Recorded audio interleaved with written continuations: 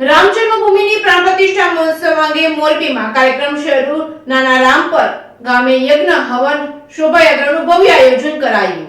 અયોધ્યામાં રામ જન્મભૂમિ પ્રાણ પ્રતિષ્ઠા મહોત્સવના દિવસો શરૂ થયા છે. દેશભરમાં રામ માહોલ સર્જાયો છે, ત્યારે મોરબીના ગ્રામ્ય વિસ્તારોમાં પણ ક્રેઝ જોવા મળી રહ્યો છે.